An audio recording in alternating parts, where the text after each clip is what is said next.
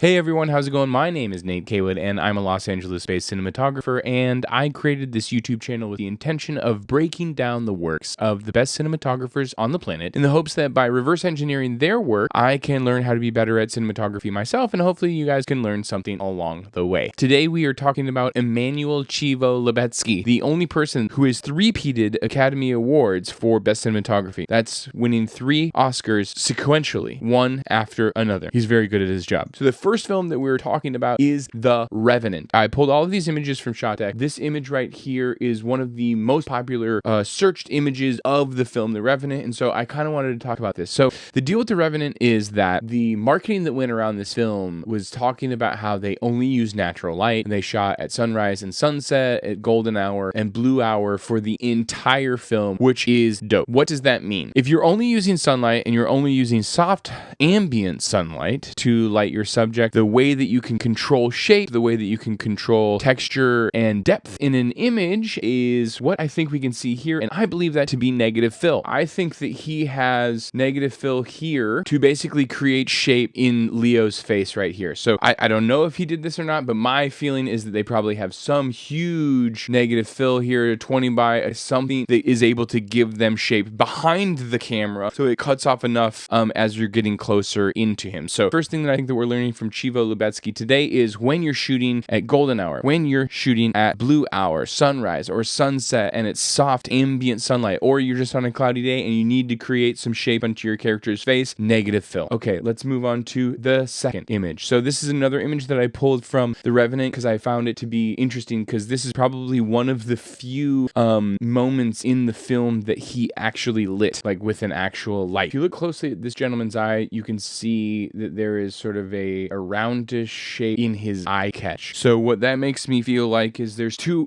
options about what they could be doing. They could be flying a balloon, like a helium balloon that it has light within it that is creating the ambient level of moonlight, though it's so directional, like either they crushed it so much in post that you can't really see anything and all you can see is their face, or they're actually using something that's more directional than a balloon. A balloon gives sort of like an ambient level over everything, so you would see the trees, you would see the foliage around them, you would see where they were laying at and what he's leaning against, which you don't see a ton of. You get a little bit of texture here, but you don't see a ton of it. What I think is happening is that they probably actually just have a bounce card. Is that too simple? Maybe, which is just like you just have a light, like an HMI shooting up, and you have like a bounce card right here on some sort of platypus on a stand, and it's just that creates a more directional light that can kind of give you this quality of moonlight. The reason that I think that that's maybe what's happening is because of how much it's shaped on his face and how much it wraps around this character's face. Over here, like wraps all the way around to his near side cheek, and this character is just basically split right down the middle. There's a little catch on the eye here.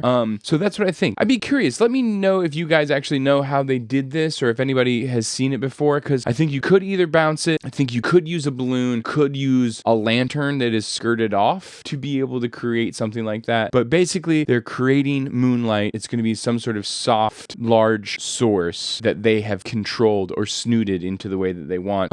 Or the other thing is they've actually exposed this to whatever middle gray is for the skin tones, and then they've just absolutely crushed everything else. That's also possible, which may be more than likely than controlling as much as they did. You know, maybe they use power windows so that just these two things popping from the image, possibly. Anyway, okay, so before we move away from the Revenant, I want to say I was able to pull this image, which is a BTS image, and I think it kind of confirms my ideas that when they're doing early morning or late afternoon, like sort of golden hour, blue hour, dusky stuff, and it's not direct sunlight to create shape, it looks like they've got, I would call this a fly swatter. Tell me if I'm wrong, but it looks like this is some sort of huge, maybe 40 by gray solid. I don't know if they have a gray backing on a black solid on the front. I don't know, but it does feel like they're controlling shape with this sort of image. So let me know if you found any other BTS images from The Revenant about how they controlled the shape of things. Okay, and let's move on to the next film, which is, of course, Birdman, which he also won an Academy Award for Best Cinematography for. This film takes place in one take. Obviously, there's a bunch of stitch areas in it. Okay, the reason why I chose this scene is, like, I always find this to be really interesting. I've noticed that this is the thing that Chivo does a lot, which is when he's in spaces where there is already a overhead lighting built built in. He just takes all the lights that he doesn't want out and he illuminates the only lights that he does want. And does this seem like it makes a lot of sense? Like, would a room actually only have 2 lights when there's like 100 fluorescent tubes available? No, I think they would probably call the stage manager and be like, hey, you got to fix the lights. But Chivo doesn't care. Chivo don't care. Just notice this. So that's something to take away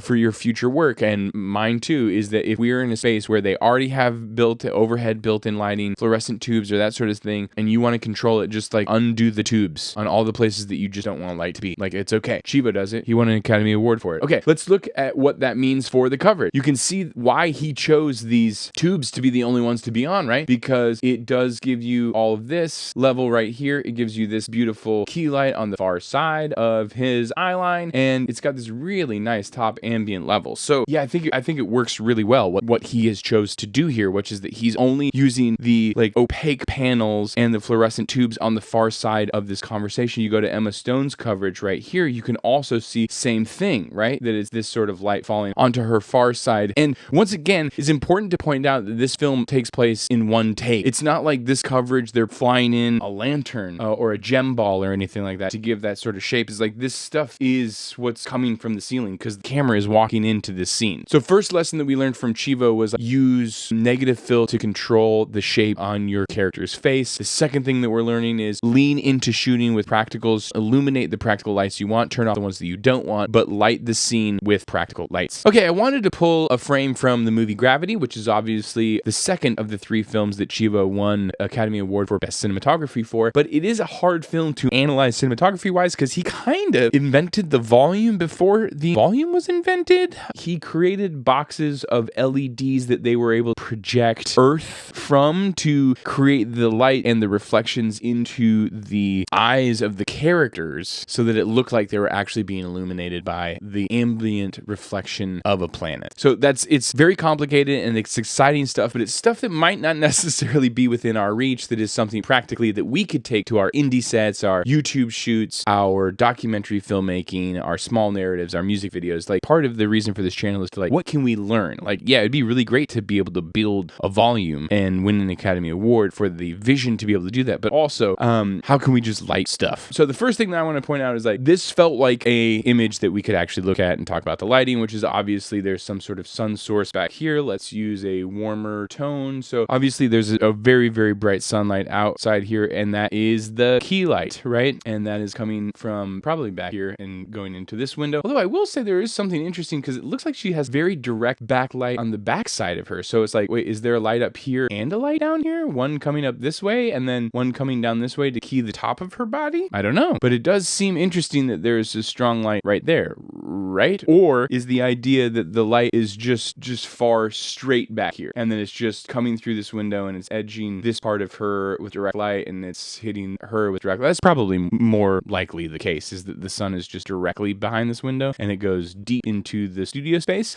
And then one thing that I did want to point out is, though, it does look like there's a bounce down here which is reflecting this light back up to her, or there's some sort of tube action or a light mat or something, because just notice that there's level right here on her leg and on her back. So, you know, if it's one super bright light and they want to just use bounce, then there's probably a bounce down here bringing light back up. But just something to think about. All right, Tree of Life. I mean, I can't believe he didn't win an Academy Award for this because it's incredible work. But I'm just going to quickly go through these ones because there's not really anything to analyze except for the fact that he's just shooting at the correct time of day, right? So if we look at this direct sunlight, it's so beautiful. Ambient level on Jessica Chastain's face. Like, this is real sunlight, I would think. Like, it just feels so natural and so real that it would be difficult for it to not be real sunlight. Again, probably just shooting the correct time of day. One thing that I want to point out that I want to take for my own lessons is that these windows are super hot, almost blown out, although you can see some texture stuff back there. But if this is completely white, does it matter? It doesn't take away from the image. And look at the contrast difference between what's going on here in the foreground with this almost silhouette-y look of Brad Pitt and then this blown out window. Like, it's so interesting to me. Like, I would be so afraid of that because they say like, hey, don't blow out windows. And then also he seems so crushed in the blacks in the foreground down here. But I just love this. I just think this image is so compelling. Sometimes it's okay to have really hot windows and really silhouetted characters. That's something to learn from Chivo.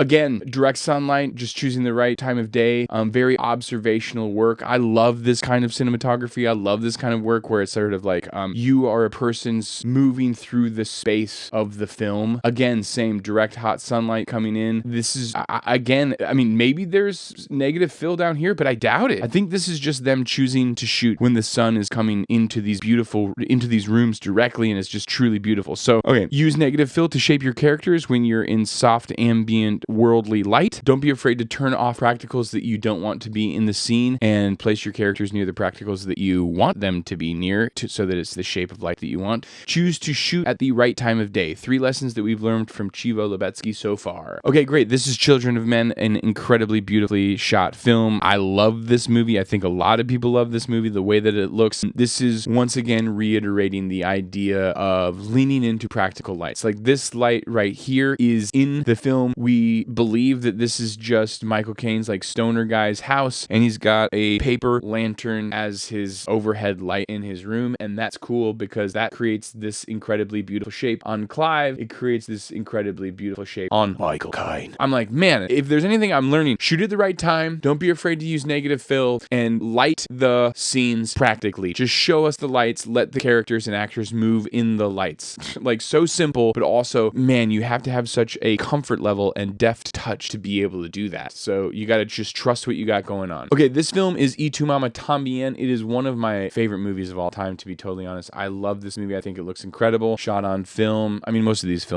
these movies are shot on film. Once again, this is about composition and telling the story through composition and blocking and practical lighting. I would be very surprised if this wasn't just the lighting that is in this motel room. Y Tu Mama Tambien, shooting the right time of day, finding this sort of documentary look. The sun is coming into the window. Chivo Lubeski, shooting a wide lens close to a human's face, even as early in his career as Y Tu Mama Tambien. I think the thing is, he has a clear vision, he has a clear voice. There are things that he likes to do that we can learn from. And one of the things that I really like about Chivo is how he uses wide lenses to get close to characters. I know it's kind of a fad right now and has been for a while, and that's okay. I just like it because it makes me feel immersed, and I feel very close to the characters whenever I'm watching his films. So just saying, he had a style very, very early on and can be seen in his early work. Once again, I wanted to circle all of his work with this film because it was one of his earlier films. It's not his first film, but one of his earlier films. And he's taking all of the implements, all of the things that we've learned today about how using negative fill and natural light to shape on people's faces, about how to shoot at the right time of day so that you're getting the quality and direction of sunlight that you want, how to use practicals and no other lights in the scene to illuminate the space that your actors are moving in. And this is a great example of that. Really beautiful naturalistic color contrast between these like very aged fluorescent lights and some of these tungstens back here, different greens, all these pops of orange. It immediately puts you in the environment that they're at. They're getting a little tipsy, they're getting a little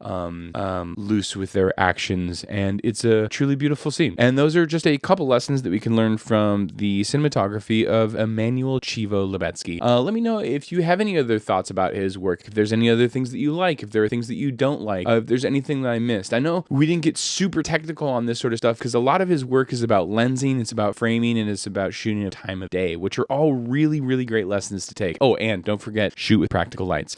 Okay, guys, let me know what you think. Give me any comments below. Let me know if there are any movies that he shot that you feel like I missed that were really important to touch on, and what is your favorite Chivo Lubeski movie? Be sure to like, subscribe, leave a comment below. It really helps out the channel. All right, speak soon. Bye.